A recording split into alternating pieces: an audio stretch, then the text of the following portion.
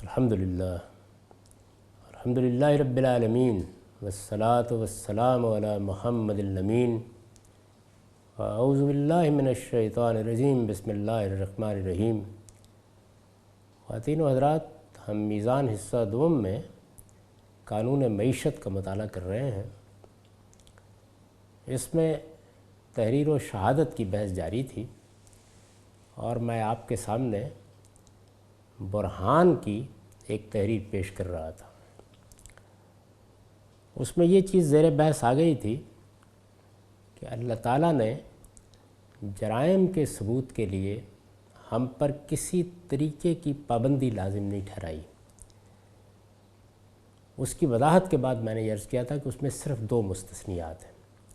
پہلی چیز پر گفتگو ہو گئی، اس کے بعد میں نے لکھا ہے دوم یہ کہ کسی معاشرے میں اگر قحبہ عورتیں ہوں، یعنی یہ دیکھیے وہی زنا زیر بحث ہے، یعنی قحبہ عورتیں بھی اسی لیے قحبہ کہلاتی ہیں کہ وہ بدکاری کرتی ہیں، تو وہی ایک جرم ہے جو زیر بحث ہے یہاں۔ دوم یہ کہ کسی معاشرے میں اگر قحبہ عورتیں ہوں تو ان سے نمٹنے کے لیے قرآن مجید کی روح سے یہی کافی ہے کہ 4 مسلمان گواہ طلب کیے جائیں۔ یعنی وہ عورتیں جو قحبہ گری کا پیشہ کرتی ہیں، اگر ان کو سزا دینی ہے تو کیا طریقہ اختیار کیا جائے؟ یہی کافی ہے کہ 4 مسلمان گواہ طلب کیے جائیں جو اس بات پر گواہی دیں کہ فلاں فی الواقع زنا کی عادی ایک قحبہ عورت ہے۔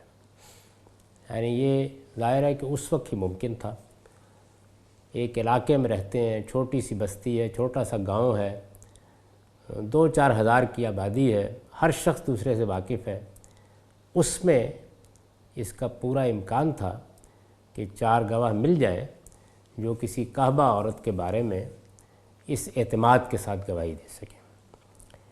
وہ اگر عدالت میں پوری ذمہ داری کے ساتھ یہ گواہی دیتے ہیں کہ ہم اسے قحبہ کی حیثیت سے جانتے ہیں، اور عدالت نقد و جرح کے بعد ان کی گواہی پر مطمئن ہو جاتی ہے، تو وہ اس عورت کو سزا دے سکتی ہے۔ اس پر میں تفصیل کے ساتھ بحث کر چکا ہوں حدود و تعزیرات میں، یہاں صرف استثناء کے حوالے سے یہ چیز زیر بحث آئی ہے۔ اللہ تعالیٰ کا ارشاد ہے واللاتی یاتین الفاحشۃ من نسائکم فاستشہدوا علیہن 4 منکم فإن شہدوا فامسکوہن فی البیوت حتی یتوفاہن الموت او یجعل اللہ لہن سبیلا۔ اور تمہاری عورتوں میں سے جو بدکاری کرتی ہیں، یعنی قحبہ گری کرتی ہیں، ان پر اپنے اندر سے 4 گواہ طلب کرو، پھر اگر وہ گواہی دے دیں تو ان کو گھروں میں بند کر دو یہاں تک کہ موت انہیں لے جائے یا اللہ ان کے لیے کوئی راہ نکال دے۔ یعنی اگر 4 لوگ یہ گواہی دے دیں تو اس کے بعد ان کے خلاف کارروائی کی جا سکتی ہے۔ وہ کارروائی کیا ہوگی وہ یہاں زیر بحث نہیں۔ یہ 2 چیزیں مستثنیٰ ہیں، اور اگر آپ غور کر کے دیکھیں تو ایک ہی چیز مستثنیٰ ہے اور وہ زنا کا معاملہ ہے۔ ان 2 مستثنیات کے سوا اسلامی شریعت ثبوت جرم کے لیے عدالت کو ہرگز کسی خاص طریقے کا پابند نہیں کرتی۔ یہ بات میں پورے زور کے ساتھ، پوری وضاحت کے ساتھ عرض کر رہا ہوں، اس لیے کہ اس معاملے میں ہمارے فقہا کا نقطہ نظر اسلام کے تعارف پر اثر انداز ہوا ہے۔ ایک بےمانی بات ہے جو اسلامی قانون میں داخل کر دی گئی ہے۔ ان 2 مستثنیات کے سوا اسلامی شریعت ثبوت جرم کے لیے عدالت کو ہرگز کسی خاص طریقے کا پابند نہیں کرتی، لہٰذا حدود کے جرائم ہوں یا ان کے علاوہ کسی جرم کی شہادت ہمارے نزدیک یہ قاضی کی ثوابدید پر ہے، یعنی قرآن و سنت کی روشنی میں ہمارے نزدیک یہ قاضی کی ثوابدید پر ہے کہ وہ کس کی گواہی قبول کرتا ہے اور کس کی گواہی قبول نہیں کرتا۔ یعنی یہ سر تسر جج پر ہے، قاضی پر ہے، اس کو انصاف دینا ہے، اس کی ذمہ داری ہے، اسے دیکھنا ہے کہ کون سی چیز قابل قبول ہے۔ اس میں عورت اور مرد کی تخصیص نہیں ہے۔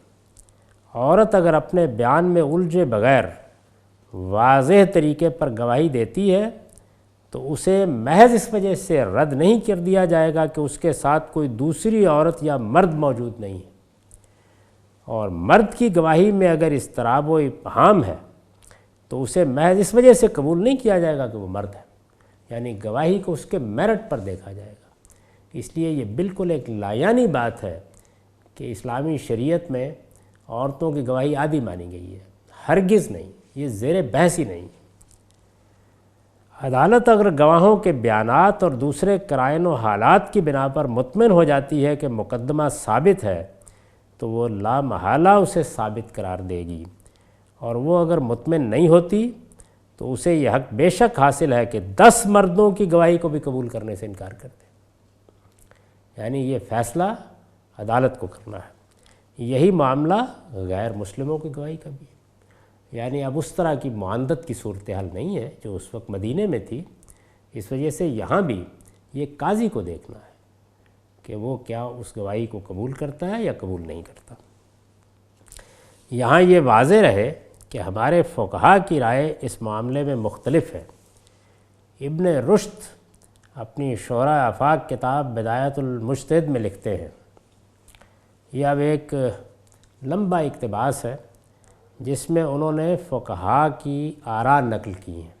یہ بتایا ہے کہ ہمارے فقہا نے کس طریقے سے ایک معاشرتی ہدایت کو جو لوگوں کو ان کی انفرادی حیثیت میں دی گئی تھی اٹھایا اور اٹھا کر قانون اور شریعت کا مسئلہ بنا دیا، یعنی اس کو عدالت سے متعلق کر دیا۔ ابن رشد لکھتے ہیں کہ واتفقوا علی انہ تثبت الاموال بشاہد عدل ذکر وامرأتین، تمام فقہا کا اتفاق ہے کہ مالی معاملات میں مقدمہ ایک عادل مرد اور 2 عورتوں کی گواہی سے ثابت ہوتا ہے، یعنی مالی معاملات میں یہ چیز عدالت سے متعلق کر دی کہ مقدمہ ثابت اس وقت ہوگا جب کہ ایک عادل مرد اور 2 کم سے کم عورتیں موجود ہوں۔ یہ بات قرآن نے ہرگز نہیں کہی۔ وہاں دوسری عورت کو اس لیے ساتھ رکھا گیا ہے کہ اکیلی تنہا عورت، گھر میں رہنے والی بیوی وہاں گھبرا نہ جائے، اس کو سہارا فراہم کیا گیا ہے۔ یہ نہیں کہ اس کی گواہی عادی مانی گئی ہے، اور یہ بھی ہدایت کی گئی ہے مجھے اور آپ کو، اس کا قانون عدالت سے کوئی تعلق ہی نہیں تھا۔ تمام فقہا کا اتفاق ہے کہ مالی معاملات میں مقدمہ ایک عادل مرد اور 2 عورتوں کی گواہی سے ثابت ہوتا ہے، لقولہ تعالی فرجل وامرأتان ممن ترضون من الشہداء۔ اس کی دلیل اللہ تعالیٰ کا یہ ارشاد ہے، یعنی وہی آیت جو تیرے بحث ہے، اگر 2 مرد نہ ہوں تو 1 مرد اور 2 عورتیں صحیح تمہارے پسندیدہ لوگوں میں سے۔ یہ تو اموال کے معاملے ہیں، مالی معاملات میں بھی اس کو قانون کا مسئلہ بنا دیا۔ پہلی غلطی یہ ہے۔ واختلفوا فی قبولہما فی الحدود، حدود کا معاملہ مختلفی ہو گیا، اس میں کچھ اختلاف ہو گیا۔ اختلاف کیا ہے؟ فالذی علیہ الجمہور انہ لا تقبل شہادت النساء فی الحدود، جمہور کا مذہب یہ ہے، جمہور فقہا کا، یعنی تمام بڑے بڑے فقہا کا مذہب یہ ہے کہ عورتوں کی شہادت کسی حال میں بھی قبول نہیں کی جا سکتی، نہ چوری میں، نہ زنا میں، نہ کسی اور جرم میں، یعنی وہ جرائم جو اللہ تعالیٰ کی شریعت میں مقرر کیے گئے ہیں ان میں عورتوں کی شہادت سرے سے قبول ہی نہیں کی جا سکتی، لا ما رجل ولا مفردات، خواہ وہ کسی مرد کے ساتھ مل کر گواہی دیں یا تنہا۔ وقال اہل الظاہر، اب جو اختلاف کر رہے ہیں وہ اہل ظاہر ہیں، باقی کم و بیش سب کا اتفاق ہے۔ وہ کیا کہتے ہیں؟ وہ بھی یہ نہیں کہتے کہ قبول کر لی جائے گی، وہ یہ کہتے ہیں تقبل اذا کان معہن رجل وکان النساء اکثر من واحدہ فی کل شیء علی ظاہر الآیہ، یعنی انہوں نے یہ کہا کہ نہیں، قرآن مجید نے جو بات کہی ہوئی ہے اسی کو اٹھا کر یہاں رکھیں گے، یعنی 1 مرد اور 2 عورتیں۔ وقال ابو حنیفہ تقبل فی الاموال وفیما عدا الحدود، اہل ظاہر اس کے برخلاف یہ کہتے ہیں کہ وہ اگر 1 سے زیادہ ہوں اور ان کے ساتھ اگر کوئی مرد بھی شریک ہو تو آیت کے ظاہری مفہوم کی بنا پر ان کی شہادت تمام معاملات میں قبول کی جائے گی۔ یہ صرف ان کا اختلاف ہے، باقی جمہور فقہا کا مذہب وہی ہے کہ قبول ہی نہیں کی جائے گی۔ امام ابو حنیفہ کے نزدیک قال ابو حنیفہ تقبل فی الاموال وفیما عدا الحدود من احکام الابدان، ابو حنیفہ کے نزدیک اس صورت میں بھی ان کی گواہی صرف مالی معاملات میں اور حدود کے سوا دوسرے بدنی احکام مثلاً مثل طلاق والرجا والنکاح والعتق، طلاق، رجوع، نکاح اور غلاموں کی آزادی ہی میں قابل قبول ہوگی، یعنی وہ بھی صرف یہاں، یعنی دو مردوں کی یا ایک مرد اور دو عورتوں کے معاملے کو بھی صرف یہاں تک قبول فرماتے ہیں۔ ولا تقبل عند مالک فی حکم من احکام البدن، امام مالک اسے بدنی احکام میں سرے سے مانتے ہی نہیں۔ واختلف اصحاب مالک فی قبولہن فی حقوق الابدان المتعلقہ بالمال مثل الوکالات والوصیہ التی لا تتعلق الا بالمال فقط، امام مالک اسے بدنی احکام میں نہیں مانتے مال سے متعلق بدنی حقوق، مثال کے طور پر وکالت اور اس وصیت کے بارے میں جو صرف مال ہی سے متعلق ہوتی ہے، البتہ مالک اور ان کے اصحاب میں اختلاف ہے، یعنی پھر کچھ تھوڑا بہت ان کے اصحاب میں اور ان کے مابین اختلاف ہو گیا ہے۔ فقال مالک و ابن القاسم و ابن وہب یقبل فیہ شاہد و امرأتان، چنانچہ اشرف اور ابن مایشون ان معاملات میں صرف دو مردوں اور مالک ابن قاسم ابن وہب ایک مرد اور دو عورتوں کی گواہی قبول کرتے ہیں۔ فقال مالک و ابن القاسم و ابن وہب یقبل فیہ شاہد و امرأتان، وقال اشرف و ابن المایشون لا یقبل فیہ الا رجلان۔ واما شہادت النساء مفردات، رہا تنہا عورتوں کی شہادت کا معاملہ، عنی النساء دون الرجال، یعنی صرف عورتیں ہی ہوں، فہی مقبولۃ عند الجمہور، تو جمہور کے نزدیک یہ قبول ہوتی ہے، لیکن کب؟ فی حقوق الابدان التی لا یطلع علیہ الرجال غالباً مثل الولادہ والاستحلال و عیوب النساء، جمہور کے نزدیک صرف ان بدنی حقوق میں قبول کی جائے گی جن پر مرد عام حالات میں کسی طرح مطلع نہیں ہو سکتے، مثلا عورتوں کے عیوب، ولادت اور پیدائش کے وقت بچے کا رونا۔ یعنی اب خلاصہ کیا ہوا کہ فقہا یہ کہتے ہیں کہ حدود میں، جمہور فقہا یہ کہتے ہیں کہ حدود میں تو سرے سے قبول ہی نہیں کریں گے، اہل ظاہر کہتے ہیں کہ نہیں قبول کریں گے لیکن اسی نصاب کے مطابق، یعنی یا تو دو مرد ہوں اور یا ایک مرد اور دو عورتیں، اور پھر اس کے بعد بدنی احکام اور مالی احکام میں فرق پر امام مالک ان کے شاگردوں میں پھر کچھ جزیات کا اختلاف ہوا ہے جس کو میں نے عرض کر دیا۔ اور آخری چیز یہ تھی کہ کچھ معاملات ایسے بھی تو ہو سکتے ہیں کہ جن میں عورتیں ہی واقف ہوتی ہوں، جیسے یہ کہ بچے کا معاملہ ہے، اب بچہ جو ہے وہ پیدا ہوا، رویا ہے، اس کے بعد کوئی حادثہ اس کے ساتھ ہو گیا تو اس میں گواہی لینی ہے، یا کسی عورت کے کسی عیب کے بارے میں، یا ولادت کے موقع پر عورتیں ہی ہوتی ہیں اس کے بارے میں گواہی کی ضرورت پڑ گئی ہے، تو وہاں وہ کہتے ہیں کہ عورتوں کی گواہی قبول کر لی جائے گی۔ یہ صورتحال ہے۔ یہ سارا مسئلہ کہاں سے پیدا ہوا ہے؟ اسی آیت سے، جس کا یہ حقیقت ہے کہ سرے سے کوئی تعلق ہی نہیں ہے اس مسئلے سے۔ فقہا نے اپنے اس نقطہ نظر کی بنیاد سورہ بقرہ کی جس آیت پر رکھی ہے وہ یہ ہے، وہ آیت میں اس سے پہلے آپ کو پڑھ کے سنا چکا، اس آیت کا ترجمہ بھی آپ کے سامنے ہے، اس پر گفتگو بھی ہو چکی ہے۔ اس پر فقہا نے جو استدلال کیا ہے اس میں جو دو وجہیں تھیں جن کی بنیاد پر میں نے تنقید کی اس کے اوپر، یعنی ایک یہ کہ اس آیت کا سرے سے واقعاتی شہادت کے ساتھ کوئی تعلق نہیں، جرائم کی شہادت کے ساتھ اس کا کوئی تعلق نہیں۔ دوسرے یہ کہ اس میں قانون اور عدالت کا مسئلہ ہی زیر بحث نہیں، وہ ان کو مخاطب ہی نہیں کرتی۔ تو میں نے آگے وہی چیزیں بیان کی ہیں، یہ چونکہ میں پیش کر چکا ہوں اس سے پہلے اور ان کی وضاحت بھی کر چکا ہوں تو میں انہیں چھوڑ رہا ہوں۔ ابن قیم اس کے بارے میں اپنی کتاب اعلام الموقعین میں لکھتے ہیں، یعنی جو بات میں نے کہی ہے اس بات کی تائید ابن قیم کے ہاں بھی مل جاتی ہے۔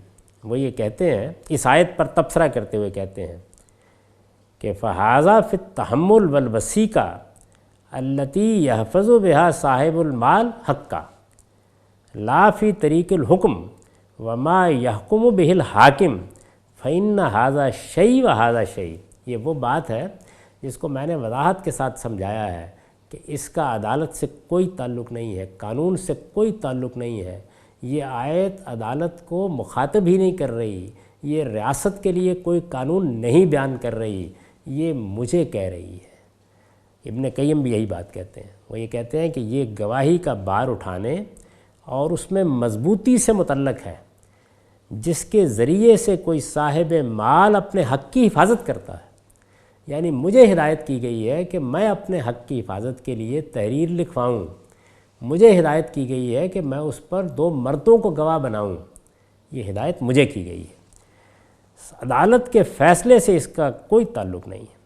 لا فی طریق الحکم وما یحکم بالحاکم، عدالت کے فیصلے سے اس کا کوئی تعلق نہیں ہے۔ اور وہ یہ کہتے ہیں کہ فإن ھذا شیء وھذا شیء، چنانچہ یہ اور چیز ہے اور وہ اور، یعنی دونوں میں کوئی تعلق نہیں ہے۔ جن لوگوں نے ان کو متعلق کیا ہے، میں پہلے عرض کر چکا ہوں کہ بڑی سخت غلطی کی ہے۔ یعنی یہ وہ معاملہ ہے کہ جس کو اب ہر لحاظ سے واضح کر دینا چاہیے کہ نہ عورتوں کی گواہی عادی قرار دی گئی ہے، نہ قانون اور عدالت کو اس طرح کسی پابندی میں جکڑا کیا ہے، نہ اللہ تعالیٰ نے اپنی شریعت میں جو جرائم ہیں ان کی سزاؤں کے لیے شرط عائد کی ہے، ہرگز نہیں۔ اور مالی معاملات میں بھی عدالت اور قانون کو مخاطب کر کے یہ بات نہیں کہی۔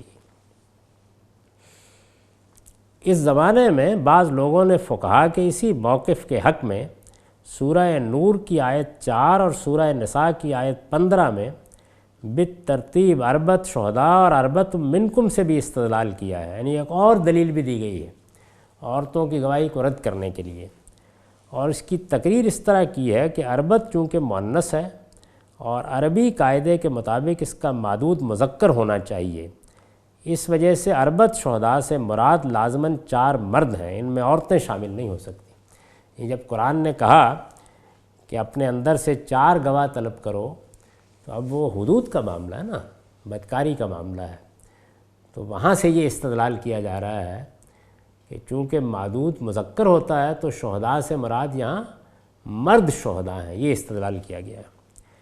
میں نے اس پر تبصرہ کیا ہے کہ یہ بظاہر عربیت کے قواعد پر مبنی ایک دلیل ہے، لیکن حقیقت یہ ہے کہ علم و استدلال کی دنیا میں عربیت سے اس قدر اجنبی کوئی چیز شاید ہی کسی شخص نے کبھی دیکھی ہو۔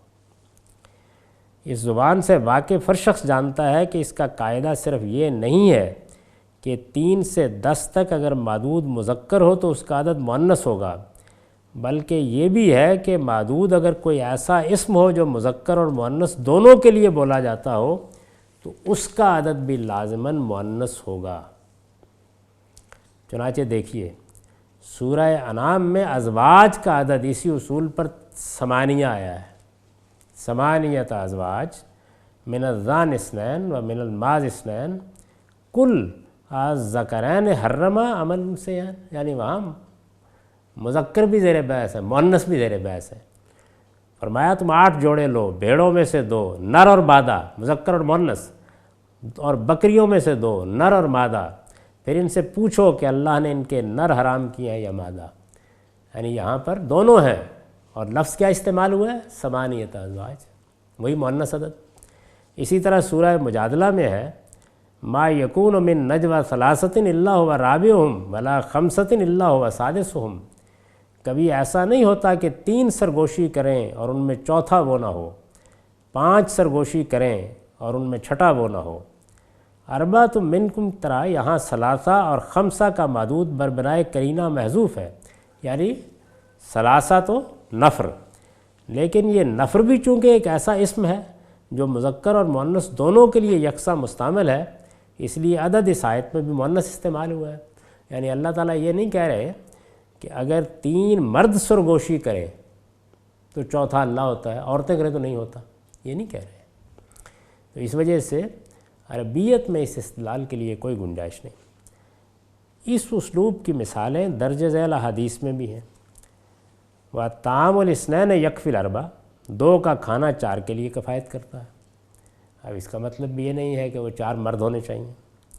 اذا کان 3 فلا یتناجع 2، 3 ہوں تو ان میں سے 2 کو آپس میں سرگوشی نہیں کرنی چاہیے۔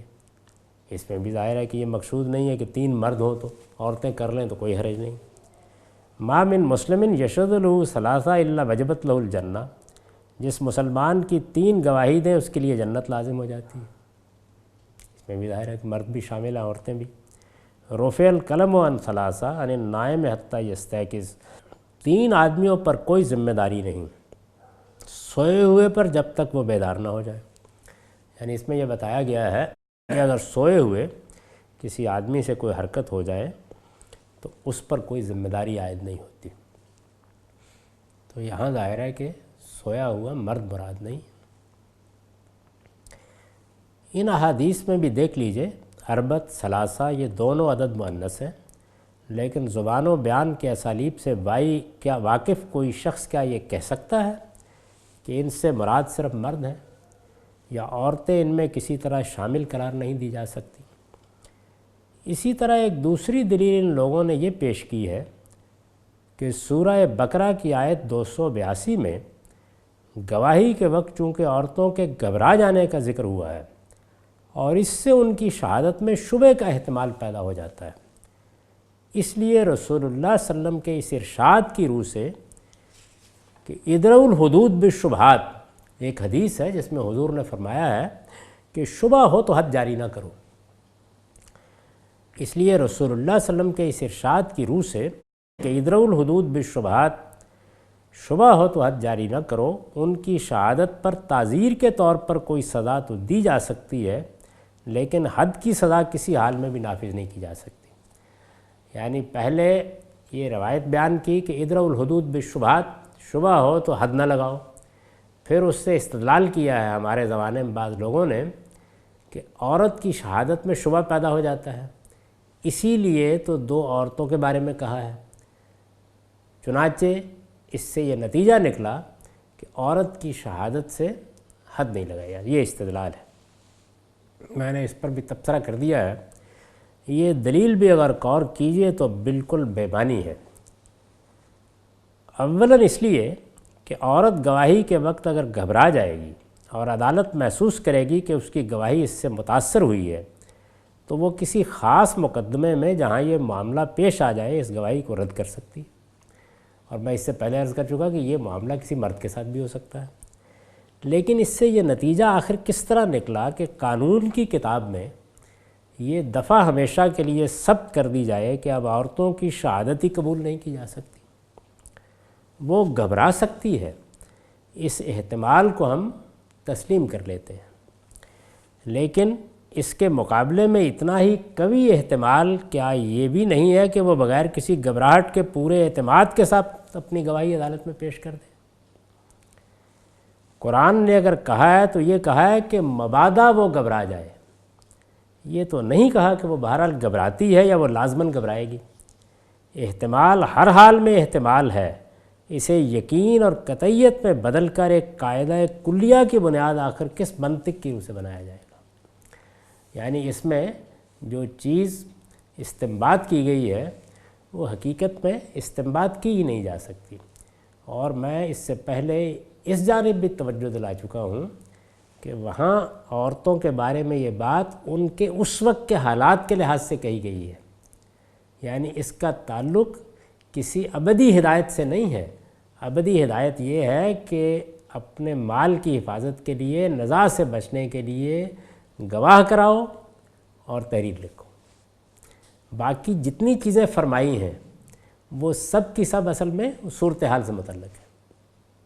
صورتحال تبدیل ہو جائے گی، ان کی نوعیت بھی بدل جائے گی۔ ثانیاً اس لیے، یعنی یہ تو پہلی بات ہوئی، اس لیے کہ ادرؤ الحدود بالشبہات کے معنی یہ نہیں ہے اور نہیں ہو سکتے کہ شبہ ہو تو صرف حد روک دی جائے، یعنی اس جملے کے معنی ہی غلط متعین کیے گئے ہیں، بلکہ یہی ہیں اور یہی ہو سکتے ہیں کہ شبہ ہو تو سزا روک دی جائے۔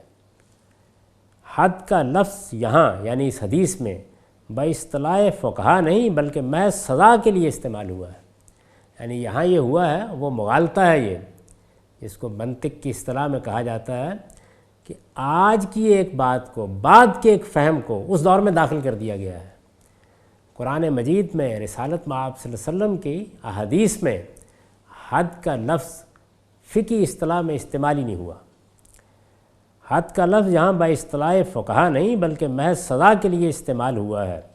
رسول اللہ صلی اللہ علیہ وسلم کا یہ ارشاد اخلاقیات قانون کے اس مسلمہ اصول پر مبنی ہے کہ شبہ ہو تو جرم چونکہ ثابت ہی نہیں ہوتا، اس وجہ سے مجرم کو کوئی سزا بھی نہیں دی جا سکتی۔ یہ بات ہے جو حضور نے فرمائی ہے، یہ دنیا بھر میں مانی جاتی ہے کہ جرم کو بیانڈ ڈاؤٹ ثابت ہونا چاہیے، شبہ ہو تو سزا نہیں دی جا سکتی۔ لہٰذا یہ حضرات اگر یہ کہتے ہیں کہ عورت کی شہادت سے تعزیر نافذ ہو سکتی ہے، یہ کہتے ہیں، تو اس کے معنی یہ ہے کہ اس سے جرم ثابت ہو جاتا ہے۔ لیکن جرم اگر ثابت ہو جاتا ہے تو پھر حد کیوں نہیں؟ اور ان کی رائے اگر یہ ہے کہ عورت کی شہادت میں شبہ لازماً باقی رہتا ہے تو جرم ثابت ہی نہیں ہوا، پھر تعزیر کس گناہ پر نافذ کی جائے گی؟ جرم کے معاملے میں یہ بالکل قطعی ہے کہ وہ کبھی 10 یا 20 یا 90 اور 99% ثابت نہیں ہوتا۔ جرم کے معاملے میں یہ بات بہت اچھی طرح سمجھ لیجیے، اخلاقیات قانون میں اس کا کوئی تصور ہی نہیں ہے۔ یہ ایک عالمگیر صداقت ہے کہ جرم کے بارے میں یہ نہیں کہا جا سکتا کہ 10% ثابت ہو گیا یا 99% ثابت ہو گیا، وہ ہمیشہ 100% ثابت ہوتا ہے یا بالکل ثابت نہیں ہوتا، یہی مانا جاتا ہے۔ چنانچہ یہ ایک بے معنی بات ہے کہ جرم کے ثبوت اور عدم ثبوت کے درمیان کوئی حالت مانی جائے۔ یعنی یہ جو ہمارے ہاں حدود آرڈیننس میں یہ کہا جاتا ہے کہ اگر تو ثبوت کے ذرائع یہ ہوں گے تو حد لگائیں گے ورنہ نہیں لگائیں گے، یہ حقیقت ہے کہ اس سے زیادہ کوئی بے معنی چیز زمین پر وجود میں نہیں آ سکتی۔ چنانچہ یہ ایک بے معنی بات ہے کہ جرم کے ثبوت اور عدم ثبوت کے درمیان کوئی حالت مانی جائے اور پھر یہ کہا جائے کہ جرم اگر اتنا ثابت ہو تو حد، اور اتنا ثابت ہو تو اس پر تعزیر جاری کی جائے گی۔ جرم کی نوعیت اور مجرم کے حالات کی رعایت سے سزا میں فرق تو بے شک کیا جا سکتا ہے۔ یعنی اگر کسی جرم کی کوئی ایک ہی سزا ہے تو وہ ظاہر ہے کہ انتہائی سزا ہوگی، اس میں تو فرق کیا جائے گا کہ جرم کی نوعیت یا مجرم کے حالات، یعنی جرم ثابت ہو گیا ہے اب اسے رعایت دی جا رہی ہے، یہ بالکل اور چیز ہے۔ جرم کی نوعیت اور مجرم کے حالات کی رعایت سے سزا میں فرق تو بے شک کیا جا سکتا ہے، لیکن ثبوت کی نوعیت بھی اس فرق کی بنیاد بن سکتی ہے۔ عقل سلیم پوری شدت کے ساتھ اسے رد کرتی اور فطرت انسانی پوری قوت کے ساتھ اسے ماننے سے انکار کرتی ہے۔ یعنی یہ چیز کسی طرح بھی تسلیم نہیں کی جا سکتی۔ یہ میں نے ان دلائل پر تبصرہ کر دیا ہے جو اس معاملے میں پیش کیے جاتے ہیں، یہ بالکل بے معنی دلائل ہیں، ان کی کوئی حقیقت نہیں ہے۔ بنیادی طور پر ہمارے فقہا نے آیت کو بالکل غلط محل پر رکھ دیا ہے، اور پھر اس کے بعد جو جمود پیدا ہوا اور جس طرح کی صورت ہو گئی اس میں نظر ثانی نہیں کی گئی۔ ابن قیم نے جو کچھ لکھ دیا ہے میں نے عرض کر دیا ہے کہ وہ بالکل وہی بات کہہ رہے ہیں جو میں نے آپ کی خدمت میں عرض کی ہے کہ اس آیت کا جس سے استدلال کیا جا رہا ہے قانون اور عدالت کے ساتھ سرے سے کوئی تعلق ہی نہیں ہے۔ اس کے ساتھ بحث کا اتنا حصہ تو پایہ تکمیل کو پہنچ گیا، لیکن وصیت کی شہادت کے بارے میں جو احکام قرآن مجید نے دیے ہیں ان کا مطالعہ ابھی باقی ہے، وہ ہم اگلی نشست کے لیے اٹھا رکھتے ہیں۔ اقول قولی ھذا واستغفر اللہ لی ولکم ولسائر